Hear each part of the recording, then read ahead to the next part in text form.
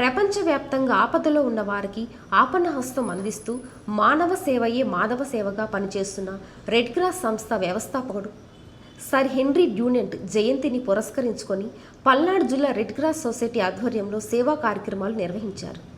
ముందుగా జిల్లా red cross కార్యాలయంలో మేనేజింగ్ కమిటీ సభ్యులు, లైఫ్ మెంబర్స్, రెడ్ క్రాస్ సిబ్బంది హెన్రీ డ్యూనెంట్ చిత్రపటానికి పూలమాలలు వేసి ఘనంగా నివాళులు అర్పించారు.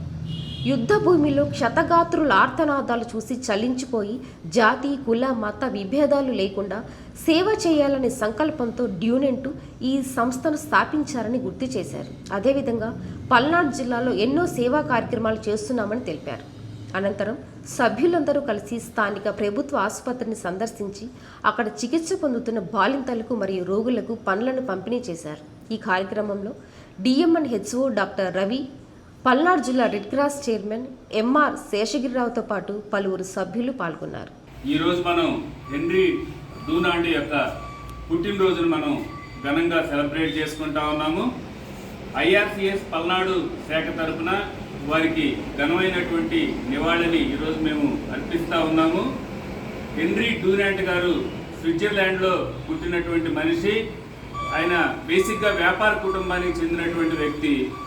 కానీ ఇటలీలో జరిగినటువంటి యుద్ధంలో క్షతగాత్రులను చూసి, వాళ్ళు రక్తం లేక చనిపోయినటువంటి మనుషులను చూసి, అలాగే దెబ్బలతోటి ఇబ్బంది పడుతున్నటువంటి మనుషులను చూసి ఆయన మనసు చలించి ఆయన వ్యాపారాన్ని కూడా వదిలేసి తదుపరి తన మిత్రులతోటి ఒక గ్రూప్ని ఏర్పాటు చేయడం జరిగింది. ఆ గ్రూప్లో ఇటువంటి అవసరాలు ఎవరికన్నా కూడా రక్తం ఇస్తే వాళ్ళు లైఫ్ సర్వైవ్ అనేటువంటి సదుద్దేశంతో ఆ గ్రూప్ని ఆనాడు ఆయన స్థాపించారు.